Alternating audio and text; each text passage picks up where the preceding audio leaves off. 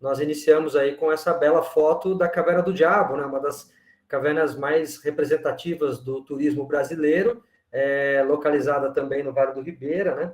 Então, ela está aí como em abertura aí já para a gente tentar trazer para o contexto do que a gente vai conversar hoje, que é turismo e geoconservação em cavernas. Eu sou professor da UFSCar, no campus de Sorocaba. Minha formação original, né, inicial é em turismo, e o meu doutorado em geociências e meio ambiente, né, com um foco maior de pesquisa em capacidade de carga de cavernas, e trabalhando também com outros temas ligados ao turismo em cavernas de uma forma geral. E desde mais ou menos aí 2014, eu venho trabalhando bastante com essa parte também de interpretação ambiental, né? Já de antes de 2014, já tive a oportunidade de trabalhar colaborando em diversos cursos de formação de monitores ambientais, né, que é a terminologia utilizada para condutor de visitantes no Vale do Ribeira. E então essa experiência já vem de longa data. Eu fiz curso de monitor ambiental lá atrás, né, em 2000, e fui monitor ambiental, inclusive, também nas cavernas do Petar, até 2003, mas depois disso, minha trajetória caiu para outro lado, né, e eu acabei deixando de lado essa vertente mais prática, né, de condução de cavernas. Começando aqui, né, para a gente, já que a gente vai falar de karst e cavernas, né, eu acho legal a gente pontuar rapidamente conceitos iniciais desses dois temas, justamente para deixar isso fresco na memória, né, de quem já sabe, ou eventualmente se alguém não conhece os termos, né, fica aí uma apresentação inicial.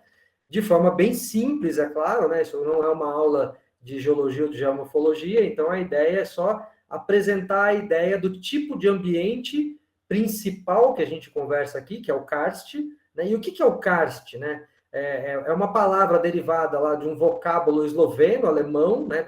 Da época lá, inclusive do Império Austro-Húngaro, de uma região da Eslovênia, um país na Europa, né? Que era uma região do Kras, e foi aportuguesado para karst, né? De Kras virou karst em alemão e também em inglês, e depois virou karste, né? Em português.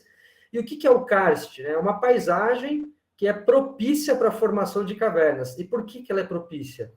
Porque ela é composta por rochas que são solúveis, como as rochas carbonáticas, por exemplo, os carbonatos, né? Muito presentes na região do Vale do Ribeira.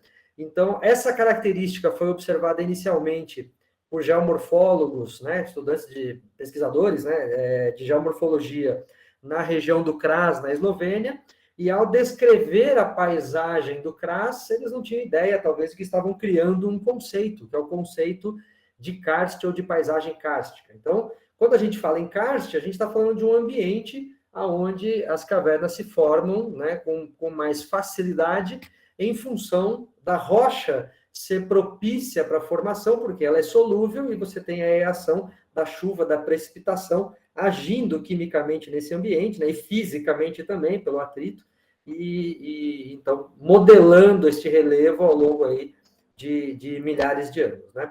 E entre as formas que este relevo, né, apresenta no tempo atual, a que nos interessa no dia de hoje são as cavernas, né?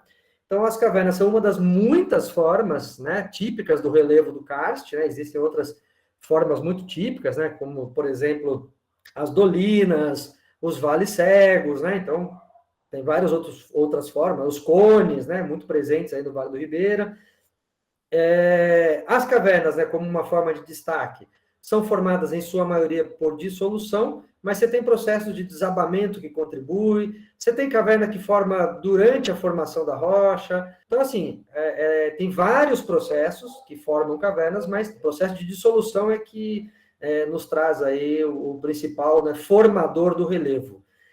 São ambientes muito diferentes do que a gente vê na média na paisagem terrestre, né? Por quê? Porque a maioria dos ambientes naturais, eles não gozam, né, desse benefício do confinamento espacial, eles não são tão protegidos quanto as cavernas. As cavernas são protegidas pela rocha, né? Então, o ambiente interno daquele vazio, né, dentro da rocha, é o que caracteriza a caverna, e esse confinamento espacial, né, pensa quando você ouve falar de natureza.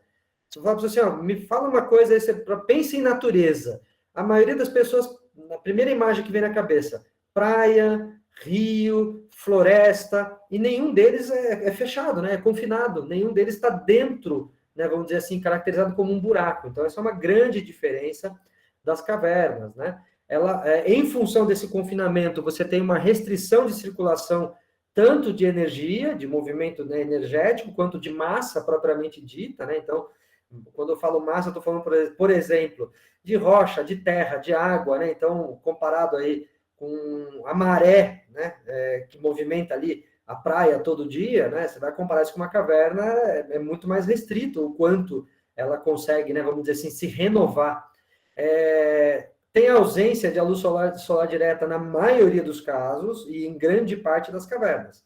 Ali perto da entrada, você tem um pouco da incidência indireta da luz solar. Algumas cavernas têm clarabóias no teto, e aí você vai ter incidência de luz solar, mas na maioria delas, e na maior parte, né, do desenvolvimento delas, elas nos permitem, inclusive, uma sensação de escuridão absoluta que você não encontra em outros lugares.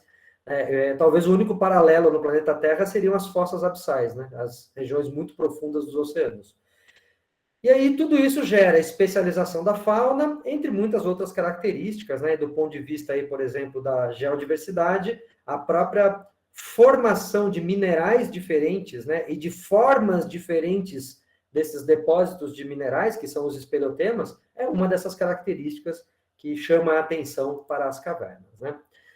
Estamos falando de um ambiente, né, o karst, que é bastante comum na paisagem terrestre, né? Então, assim, aproximadamente 13% aí das áreas continentais da Terra são constituídas de rochas carbonáticas, né? Então, não é um ambiente assim tão incomum, né? Se a gente pensar aí em termos de distribuição global, percebam que em algumas regiões, né, como China, né, um pedaço aqui do Egito, pedaços da América do Norte, tem concentrações até muito mais expressivas, né? Aqui, Europa, leste europeu, né? Tem concentrações muito mais expressivas de rochas carbonáticas do que aqui onde nós estamos, né? Na América do Sul, particularmente no Brasil, embora o Brasil, vamos dizer assim, seja privilegiado se comparado, né, com outros países aqui da porção sul do continente americano, né? E no Brasil, trazendo esse destaque, né? Vejam aí que as manchas, né, são as principais regiões kársticas brasileiras, né, e os pontinhos pretos, né, são as principais concentrações de cavernas. Isso aqui está bem desatualizado, tá? Eu peguei de um trabalho do William Salum Filho, né, que é do Instituto Geológico, e do professor Ivo Carmo, da USP, né, de 2012, mas se você pegar versões mais atualizadas desse mapa, a parte das rochas carbonáticas, que são essas manchas, não vai estar tão diferente. Mas a parte da quantidade de cavernas vai estar muito diferente. Por quê? Porque hoje no Brasil, né, nos últimos anos, aí, a questão de licenciamentos ambientais aumentou muito a pesquisa espeleológica, então se descobriu muito mais cavernas no país, né? Então você vai ver que vai ter uma diferença significativa. Na época desse mapa aqui, eu acho que ele consta como oficialmente perto aí de umas 14 a 15 mil cavernas registradas. Hoje, salvo engano da minha memória, já passa aí de 22, 23 mil cavernas registradas no país. Mas nem todas elas são turísticas, tá? Então, assim, temos 20 e tantas mil cavernas, né? O que não quer dizer que temos 20 e tantas mil possibilidades de desenvolver o turismo, porque a maioria delas, inclusive, nem é propícia para a formação, para desenvolver o turismo. Para desenvolver o turismo numa caverna, ela tem que ter algumas características interessantes, né? Ela tem que ter um porquê de eu visitar. E no mundo todo, o que nós temos aí como principais cavernas turísticas, né? Aproximadamente 1.600, e esse levantamento leva em conta as muito principais, tá? Para vocês terem uma ideia, cavernas brasileiras incluídas nesse levantamento, né, que é da Associação Internacional de Cavernas Turísticas, eles consideram 22, né? Então, só temos 22 no Brasil? Poxa, só no Petar, por exemplo, cavernas com plano de manejo elaborado, são 12, né? Aí você tem mais a Caverna do Diabo, você tem mais a Gruta da Capelinha, ali no Rio Turvo, né? 14, caramba, sabe que só tem mais 6, 8 cavernas turísticas no Brasil? O Intervalos tem 10. Então, está subdimensionado, né? Por quê? Porque eles pegaram exatamente as muito principais do Brasil, né? Nesse levantamento deles aqui. No total, no Brasil, difícil dizer quantas nós temos, mas a gente já sabe que são mais de 300 cavernas turísticas, tá? desde aquelas com visitação um pouco mais informal, um pouco mais esporádica, até algumas que já são atrativos internacionais. Gruta do Lago Azul, no Mato Grosso do Sul, é um atrativo internacional. Cavernas do Petar, é um atrativo internacional. Não sei se por tabela, se conjuntamente, mas enfim, com igual nível de importância, Caverna do Diabo, né, em Eldorado, também um atrativo já de escala internacional. Cavernas da Chapada Diamantina, na Bahia, também atrativos internacionais. Então, veja que nós temos algumas aí, né, que são realmente as principais, e outras despontando em diversas escalas de visitação no país. Se nós formos pegar as principais cavernas turísticas do Brasil, são aproximadamente 80, distribuída aí nas 5 regiões, né, geográficas do país, mas não em todos os estados, tá? Então, assim, tem muitos estados que você nem tem ocorrência significativa de cavernas, e aí você não tem o desenvolvimento, por exemplo, né, de uma caverna turística, a não ser que seja num nível local que não se conhece para além ali da realidade do próprio município, por exemplo. E quando a gente fala dessas cavernas turísticas no mundo, nós estamos falando de universos muito distintos, de visitação, de infraestrutura, de modelo, de tudo, né?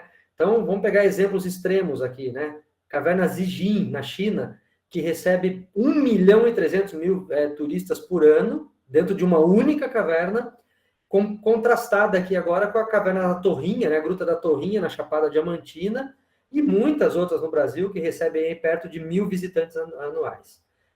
Qual é melhor, qual é pior? Essa pergunta ela nem devia ser feita porque a resposta não existe, porque cada uma responde a uma característica local, responde a uma condição de visitação, a uma necessidade, a um modelo de visitação, como a gente vai ver em algumas fotos aí, já em breve na sequência. E as áreas kársticas, né, não podemos deixá-las de lado, além das cavernas como um dos elementos dessas áreas, elas são muito atrativas pela beleza e singularidade paisagística, né? Então, a gente vê esse fenômeno acontecendo em tempo presente no Vale do Ribeira, onde até alguns anos atrás você tinha um fluxo muito mais expressivo, quase que concentrado nas cavernas, e hoje muitas pessoas, né, têm conhecido ali o karst de superfície, vamos dizer também, e dado igual importância para ele em termos turísticos. Então, os elementos para além das cavernas, né, das áreas kársticas, são igualmente importantes e cada vez mais valorizados no turismo aqui no Brasil, mas essa é uma particularidade da realidade brasileira, porque no mundo eles já são super valorizados, né? Inclusive, existe até em alguns países a terminologia de parques kársticos, por exemplo, né? Que são, assim, reconhecida a importância do kárstico, criou-se uma área natural protegida, né, denominada também de parque, assim como o Parque Estadual aqui no Brasil,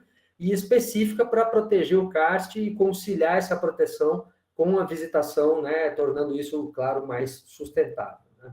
Alguns exemplos representativos de áreas kársticas turísticas no mundo, né? Então, o karst de Guilin, na China, né, que tem essas formações aí, esses morros que a gente vê associados, né, com grandes porções de água e um modo muito peculiar de vida tradicional chinesa, que aos olhos, principalmente ocidentais, é extremamente exótico, né? É muito diferente da nossa realidade. Então, é uma característica, aliás, muito marcante da paisagem kárstica, é você saber aproveitar a singularidade cultural local. Aqui um outro exemplo, na Europa, né, o Parque Nacional Lagos de Plitvice, na Croácia, extremamente famoso, mundo afora, né, recebe aí mais de 1.600.000 visitantes por ano esse parque, e um modelo incrível de conservação e sustentabilidade. É um parque que eu sempre aponto aí, já tive a grata oportunidade de conhecer, e é um parque que eu sempre aponto aí para ser estudado e para quem tiver um dia a oportunidade para ser visitado também, não só pela beleza paisagística, né, do karst de Plitvice, na Croácia, como para, inclusive, conhecer um pouco desse modelo de visitação que eles também desenvolvem lá. Aqui na América, né, na América do Norte, ali no México, os cenotes, né, da Península de Yucatán, a Península de Yucatán tem mais de 10.000 cenotes, né? E o que são cenotes? São essas cavernas alagadas, né? Então, essas cavernas que têm essas porções de água muito significativas e bonitas dentro delas, né? Aliás, as maiores cavernas alagadas do mundo estão nessa região de Yucatán, no México, alguns sistemas extremamente complexos, com mais de 300 quilômetros, né, de cavernas interligadas entre si. Só para vocês terem uma ideia de como isso é grandioso, a maior caverna brasileira, o maior sistema de cavernas do Brasil, que é a Toca da Boa Vista, na Bahia, ele beira aí os 114, entre 114 e 120 quilômetros. Eu sou péssimo para lembrar números exatos, tá, pessoal? Mas entre 114 e 120 quilômetros. Então, veja que a gente está falando de escalas de grandeza, né? No Vale do Ribeira, as maiores cavernas já mapeadas estão chegando perto aí dos 10, 11 quilômetros, né? Então, vejam que são escalas extremamente distintas, né? As quais a gente está apontando aqui. E, no caso de Yucatán, você tem todo um lado cultural muito forte também, né, que das culturas dos povos pré-colombianos, né? Então você tem ali, tá perto, né, tá junto ali do contexto, por exemplo, de Chichén Itzá, e aí você tem todos os vestígios arqueológicos, históricos, né, que tornam isso também uma paisagem muito diferenciada. Então, a floresta de rochas de Madagascar, né, outro lugar fantástico, né, que tem esses pináculos aí, né, que são formações de lapiás. É um tipo de formação muito típica também da paisagem kárstica. A água dissolveu parcialmente a rocha, e a parte que não dissolveu, por estar muito exposta e temperizada, fica com essa... Inclusive, ela tem não só um aspecto, mas ela é efetivamente uma lâmina, né? Quem faz exploração espeleológica sabe disso. Você vai andar, às vezes, em cima desses lapiás, haja bota, né? Você troca de bota aí a cada 3, 4 meses, fica andando nesse negócio, porque ele corta realmente a sola, né? Baía de Halong, no Vietnã, outra paisagem clássica mundial. E aí, pô, só tem exemplos de outros países na palestra do Eros, né? Não, vamos falar do Brasil também. Então, Serra da Bodoquena, no Mato Grosso do Sul, com essa paisagem belíssima, né, de domínio de Mata Atlântica, com águas límpidas, né, e esse tom esses diversos tons de azul e verde das águas, e uma fauna, né, subaquática, né, de peixes na bacia do Pantanal. Então, você tem ali toda uma fauna de peixes diferenciados, as piraputangas aí em destaque, que são o que mais se vê, e aí isso chama muita atenção, né? Então, você vai nadar em verdadeiros aquários naturais, né? Você vai fazer passeios de flutuação lá, por exemplo, que é o grande chamariz da Serra do Carte da Serra da Bodoquena. Vale do Peroaçu, norte de Minas Gerais, com cavernas grandiosas, como essa que a gente está vendo aí, que é a Gruta do Janelão, mas eu acho que o grande destaque de diferenciação do Peroaçu em âmbito mundial, porque cavernas de grandes volumes, né, sem desmerecer o Peroaçu, você encontra em outros lugares do mundo, mas em conjunto com essa profusão de pinturas rupestres, não é tão comum assim.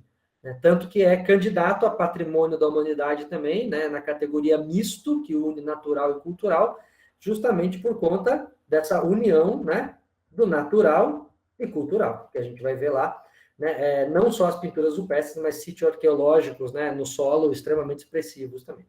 E o Petar, como representante do Vale do Ribeira aqui neste momento, né, com destaque aí para a Caverna Casa de Pedra, reconhecido como o maior pórtico de caverna do mundo, né, 215 metros de voo livre, mas o Petar tem essa singularidade toda desse karst, né, com essa mata atlântica belíssima, essa floresta ombrófila densa, não só no Petar, né, em outras áreas importantíssimas do Vale do Ribeira, isso vai ser encontrado também, essa característica, o que conferiu diversos selos, né, importantes mundiais, como Reserva da Biosfera, Patrimônio da Humanidade, uma parte do Vale do Ribeira, né, que não conhecido tanto com o karst, é também sítio Ramsar, né, que são sítios de áreas úmidas de reconhecida importância mundial, então, e unidades de conservação, né, indo para o aspecto da legislação brasileira de áreas protegidas.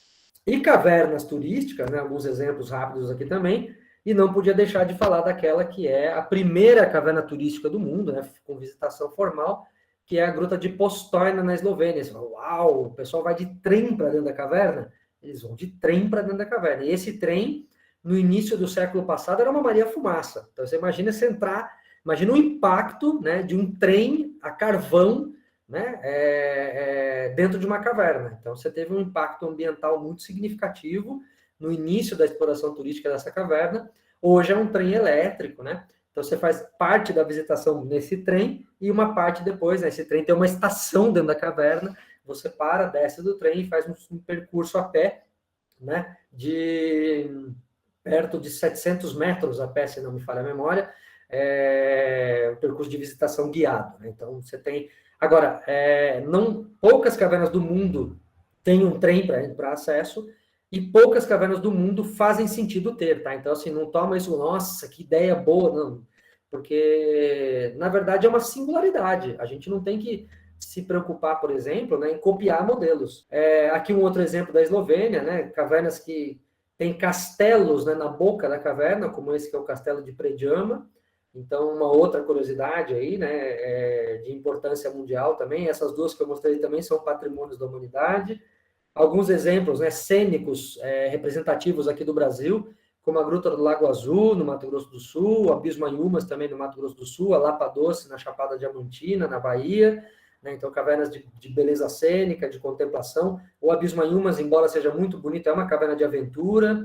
Né? No modelo chinês de cavernas de contemplação, vocês sempre vão ver cavernas com muitas luzes coloridas, porque na ótica cultural deles, né, essas cores estão ligadas a bons presságios, a atrair determinados espíritos. Então, esses portais que vocês estão vendo, né, têm significado, tem um porquê de passar por este ou por aquele. Então, né, essa, por exemplo, que é a Shanyuan Cave, né, é uma das cavernas mais visitadas do mundo, né, e tem som ambiente também, tem tudo mais. Né, teve um colega de Minas que visitou uma dessas cavernas, né, e falou, por exemplo, que você tem um aquário lá com peixes, né, aquele kingyo, aquele peixe vermelho ornamental clássico de aquários, e que as pessoas vão lá, por exemplo, para tirar foto com esse peixe, né, põe num saquinho, pega no aquário com a redinha, põe no saquinho e tira foto com o peixe, porque isso traz sorte. Então, vejam que a gente tem que respeitar as diferentes culturas. É uma ideia diferente, é um jeito diferente, né? Assim como nós podemos levar elementos da nossa cultura para visitação dentro das cavernas no Brasil. Eu acho que isso é muito importante, em alguns lugares já acontece, e quanto mais eu vejo acontecendo, mais interessante eu vejo que fica. Outros exemplos de caverna com bastante infraestrutura dentro, né? A Caverna do Diabo e a Rei do Mato, em Minas Gerais, Caverna do Diabo, né, em Eldorado.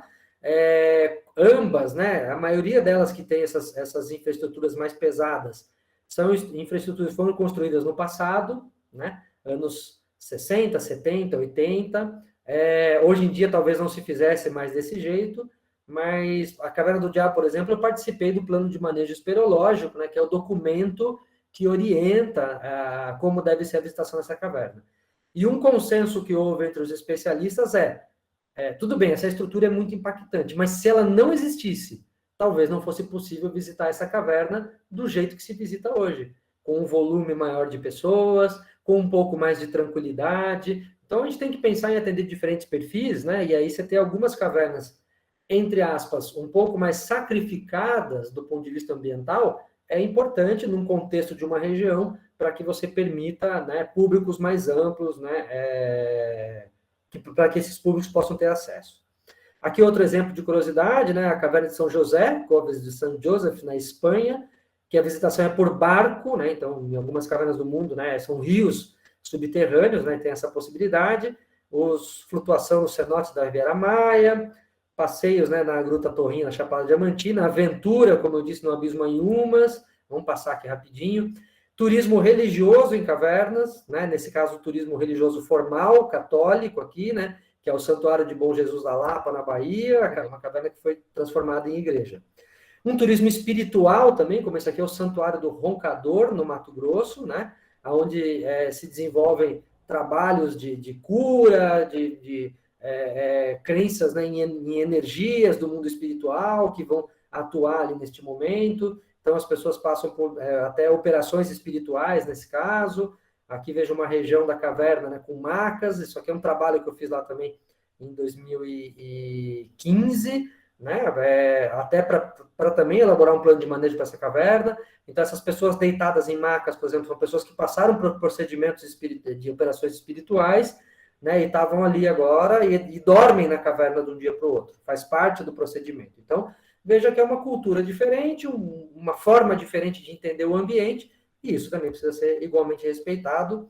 Eventos musicais em cavernas, né? Esse aqui é um exemplo na Europa, mas a gente tem exemplos aqui também no Brasil, né? Na Morro Preto, né? É um cenário constante aí de casamentos. A foto à direita foi o aniversário de 50 anos do Petar, por exemplo, E eu estava lá monitorando. Isso aqui é um equipamento aqui, ó, na rocha, que é um decibelímetro, né, para ver aí se esse trio de músicos, que foi belíssima a apresentação, se estava causando algum impacto significativo, por exemplo, lá na Morro Preto, né? E uma curiosidade final é espeleoterapia. Existem diversas cavernas, principalmente no leste europeu, aonde se descobriu, né, as propriedades de apoio a tratamentos, inclusive com registro já na literatura científica, de apoio a tratamento de câncer do sistema respiratório, e com sucesso, né? Então faz o trabalho de espeleoterapia. Você vai na caverna simplesmente para respirar, porque o ar lá é muito puro e tem doses. Aí você tem que fazer a dosagem, né, dentro de cada caverna, claro, mas tem doses de um gás radioativo chamado radônio. Nas cavernas do Petar, por exemplo, isso já foi pesquisado, tem radônio lá. Então, você respirar esse radônio, né, sob prescrição médica e em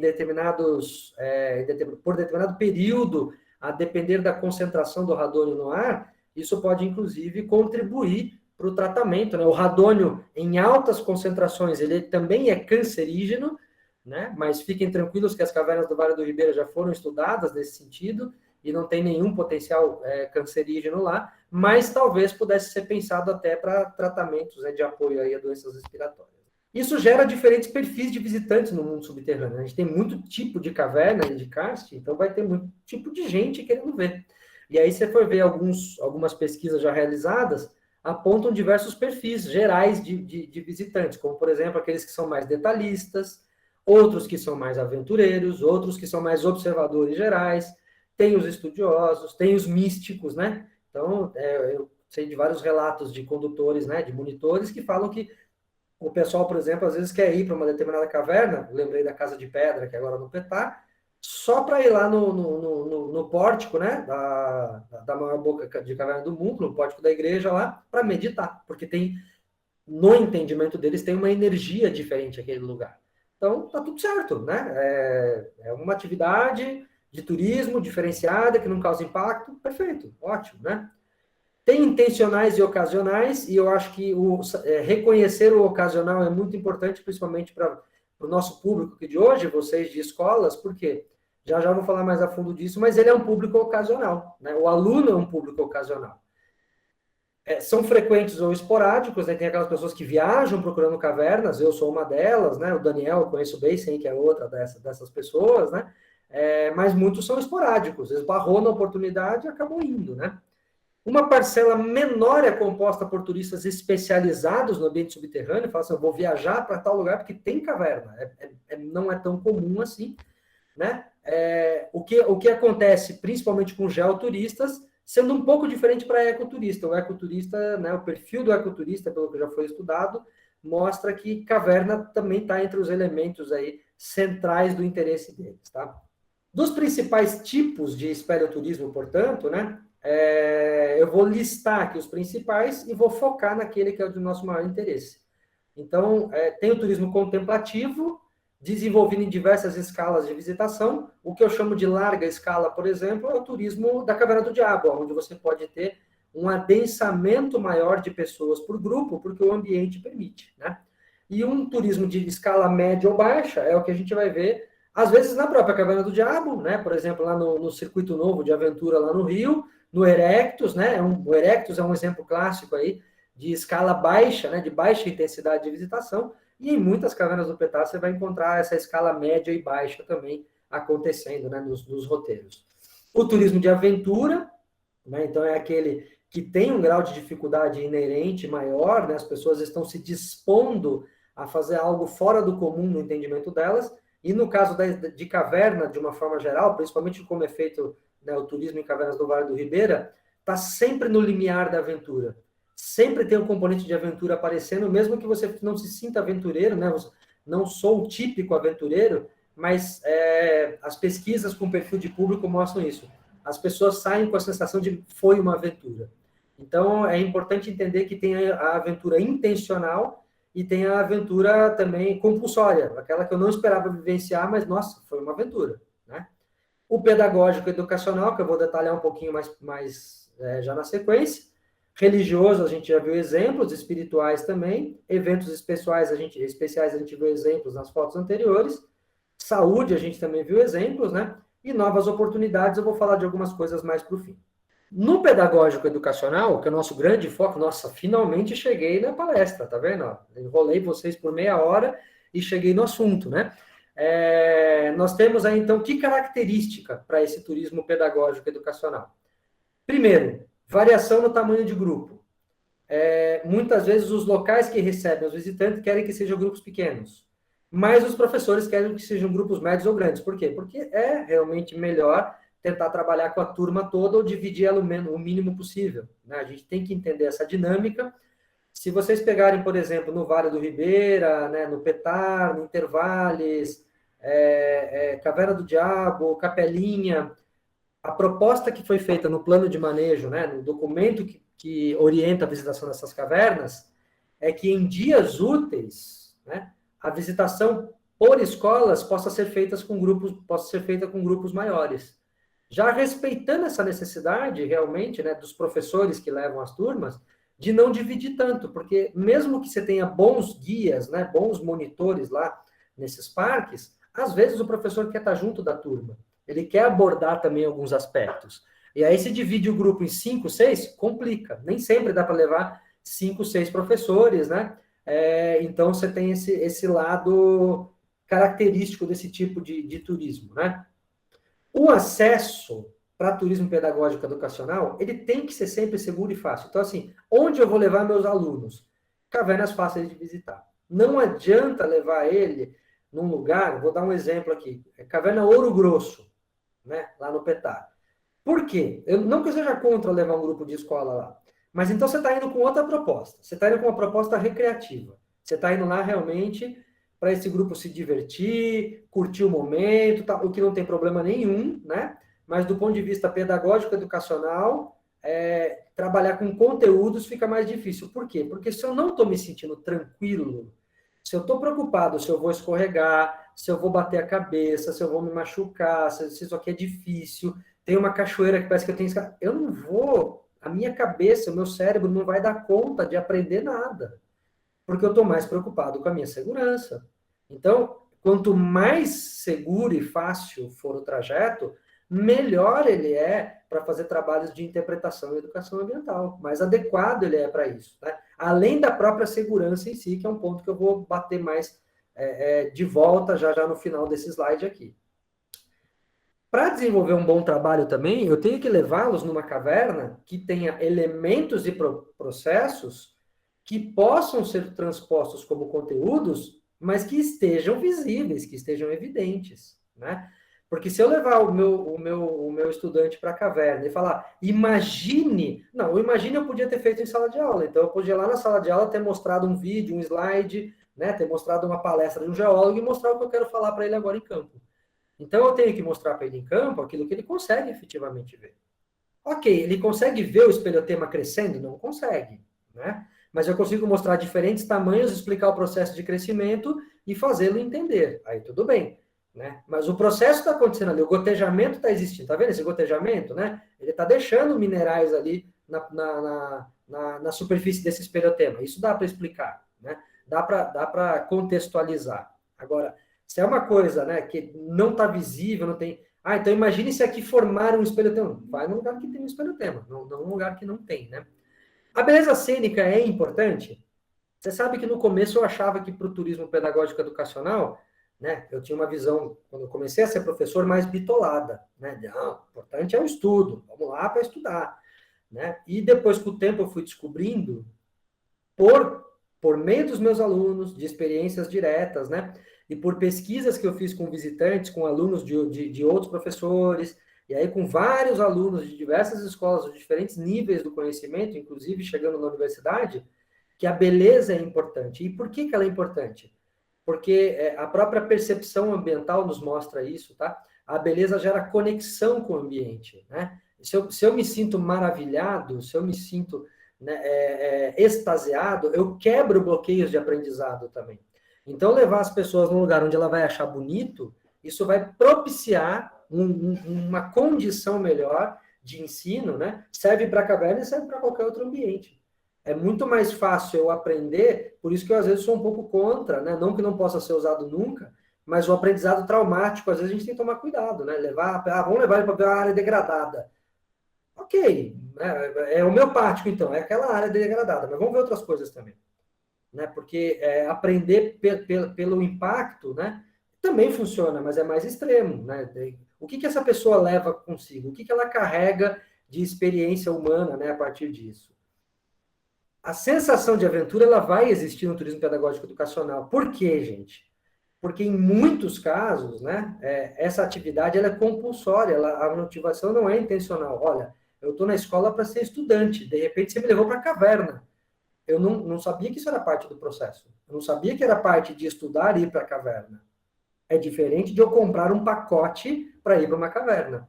É diferente de eu combinar com a minha família. Vamos para a caverna? Então, assim, é intencional.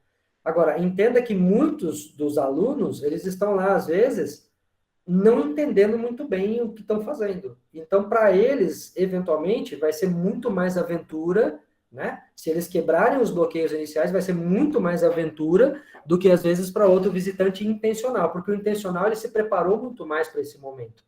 O não intencional, muitas vezes, ele não teve ainda, ele não tem o hábito de ir para a natureza. Vocês já devem ter pegado alunos assim. Eu já tive muitas experiências em campo de trabalhar com crianças, adolescentes e até adultos que não têm o hábito de ir para a natureza. Então, está indo pela primeira vez na turma de faculdade. Eu fico, às vezes, impressionado, mas essa é a realidade dessa pessoa, né? De um centro urbano, com outro modo de vida. Poxa, então vamos quebrar essas barreiras, porque para ela é uma aventura. Para ela entrar na caverna do diabo é aventura. Mas aqui, tão fácil, tão simples, é aventura, né? Então, a gente tem que, na verdade, não é lutar contra isso, é usar a nosso favor. A aventura gera também sensações positivas. Então, vamos usar isso como catapulta para melhorar o processo de troca de informações. E, claro, segurança, segurança, segurança, N vezes segurança. Por quê? Porque, mais uma vez, não é intencional, né? Eu me dispus a viajar com a minha família para a caverna. Eu estou assumindo os riscos. A escola está levando o meu filho para a caverna. Na minha cabeça, é a escola que está assumindo o risco. Mas eu peço para o pai, para a mãe, para o responsável assinar o termo de consentimento de risco. Ok, eu estou consentindo com o risco, mas quem está propondo é você, né? Em qualquer caso de problema, você pode ser civilmente responsabilizado. A legislação brasileira diz isso. Né? Eu acho bastante desconfortável, mas a legislação brasileira diz isso. Então, a gente tem que tomar cuidado, porque assim, eu vou ficar levando pessoa. Eu sou muito reticente, por exemplo, em levar estudante de qualquer nível de conhecimento para a área não turística. É uma área não turística, ela não é preparada para visitação. Então, eu estou assumindo um risco maior, né? Já é difícil lidar com os riscos, às vezes, de uma área que é preparada. Agora, imagina eu me embrenhar no mato, né? Vamos lá com o mateiro. Cuidado, tá? Eu, particularmente, considerando o contexto legal do Brasil, eu não recomendo, né? E aí, fotos gerais, né, ilustrando essa ideia do turismo pedagógico, né, em diferentes níveis, em diferentes situações aí. Essas fotos são todas lá do Petar mesmo, tá? Um outro aspecto importante que eu quero ressaltar aqui com vocês, né, lembrando então do que a gente já vem falando na entrelinha aqui, é que karst e caverna, né, são ambientes importantes para a conservação da natureza, certo? Presumo que vocês concordam, né? E aí eu estou falando de conservação do quê? Da biodiversidade, né? Que é clássico, né? Falou em natureza, a gente pensa normalmente primeiro nos elementos da biodiversidade, e não tem nenhum problema disso, pode ser. Eu não tenho que brigar com o ponto de partida do meu interlocutor, eu tenho que partir da onde ele conhece.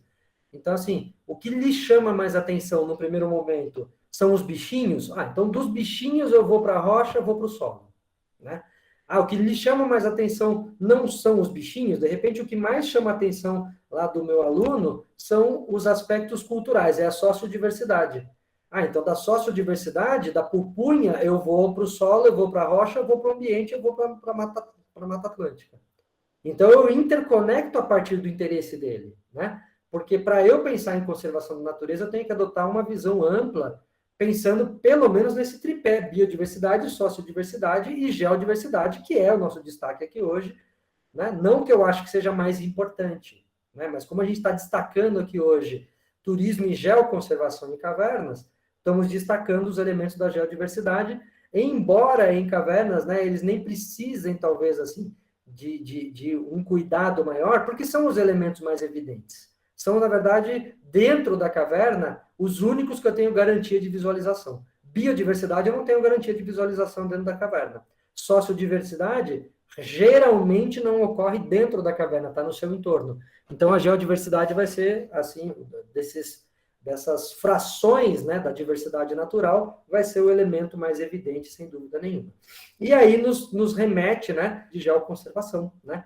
Mas estes elementos, e com o destaque da geodiversidade, vão nos remeter à ideia de geoconservação, o qual eu vou falar aqui de forma, então, muito simples, né? Conservação dos elementos da geodiversidade como prioridade, mas não como exclusividade. Porque para conservar a geodiversidade, né, principalmente in situ, ou seja, onde ela ocorre, eu vou por tabela também pensar na biodiversidade e na sociodiversidade. Então, para mim, falar de geoconservação é quase que sinônimo de falar de conservação de natureza. O que muda, na verdade, é o ponto de partida. É a minha abordagem inicial para a qual eu vou atingir o todo, que é a conservação in situ, né, dos fenômenos naturais, tá? Se eu somar essa geoconservação, né, principalmente ao ecoturismo, que é o modelo central que a gente vai ver de atividades turísticas no Vale do Ribeira, né? Então, e o geoturismo? O geoturismo, no meu entendimento, na visão de mercado do turismo, ele ainda não acontece muito, tá? Ele tem potencial, mas ainda não acontece. E não tem problema também, porque geoturismo e ecoturismo são muito próximos entre si em relação aos seus objetivos e seus elementos.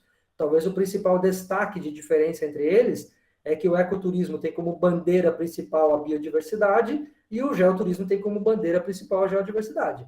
Mas ambos, se você analisar a fundo, nas boas práticas de ecoturismo e nas boas práticas de geoturismo, eles remetem a esses três elementos que estão em destaque aí hoje, tá? E o ecoturismo ele se sustenta num tripé. Se você for pegar a tendência atual hoje do que é o ecoturismo, né? Ele se baseia na conservação da natureza, no privilégio, né? Não só no apoio, mas em privilegiar as comunidades locais e na interpretação ambiental, né? Como o meio de interface entre o visitante e o local visitado. E aí, por que eu coloquei educação ambiental aqui também? Porque eu sigo a linha do professor Fernando Proti Bueno, né, da Unesp, que nos coloca que a interpretação ambiental é um dos meios para se atingir a educação ambiental, que é a nossa finalidade maior nessa história. Tá?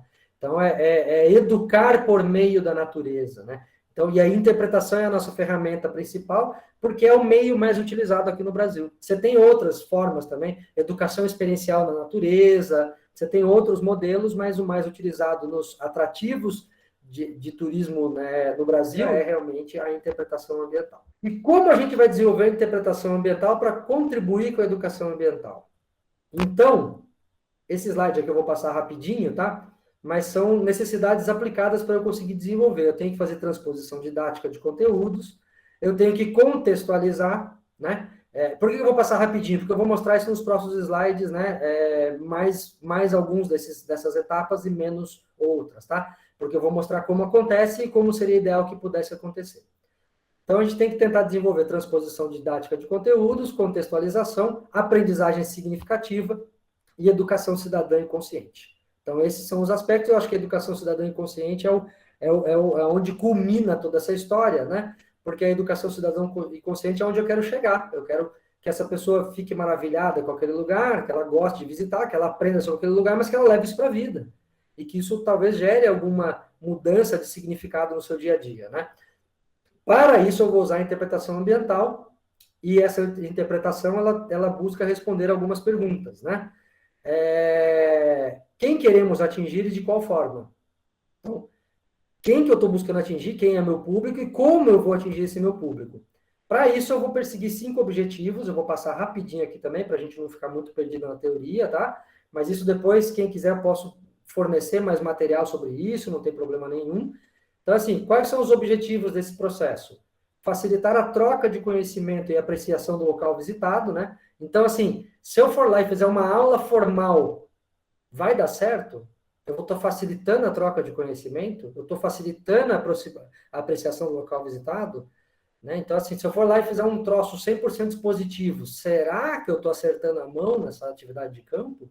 Será que essa atividade, se eu estou me propondo a gastar dinheiro, a gastar recursos, seja do Estado, seja do particular, para levar esse aluno para campo, eu vou lá para ficar com o mesmo falatório que eu faço em sala de aula? Então, por que eu preciso ir lá? Né? Ah, porque é mais legal, porque descontrai. Tá, mas dá para ser melhor que isso, concordo?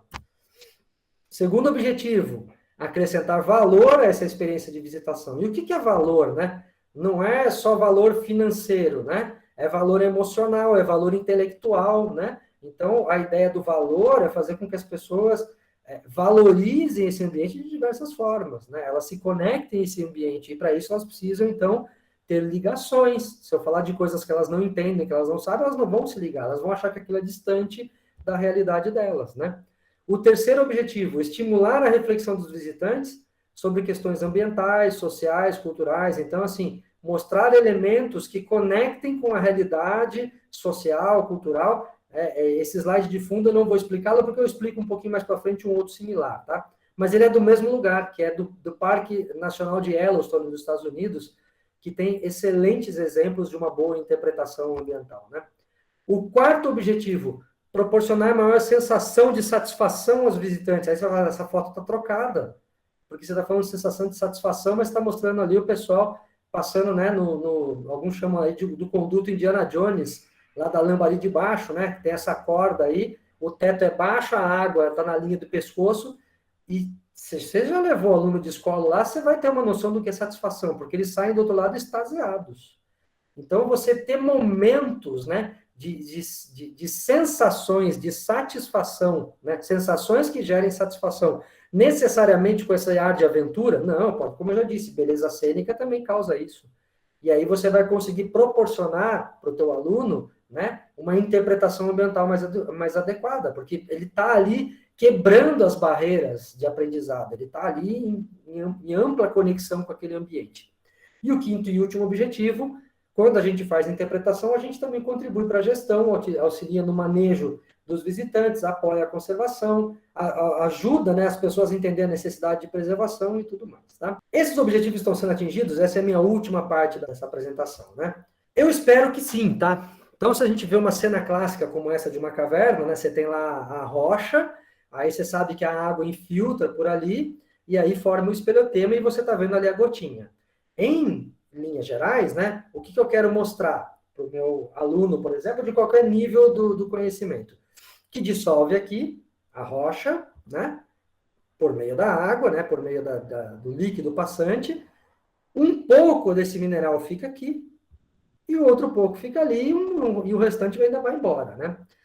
Aí eu pergunto, né, eu devo explicar ou perguntar? Eu devo simplificar ou eu devo tornar complexo? Né? No meu entendimento, explicar é bom, perguntar é ouro. Né? Se eu vou lá e explico para o meu aluno, ó, isso aqui forma da seguinte maneira, tem um processo de percolação, né, que é a água passando pela rocha carbonática, isso dissolve o carbonato de cálcio por meio do ácido carbônico.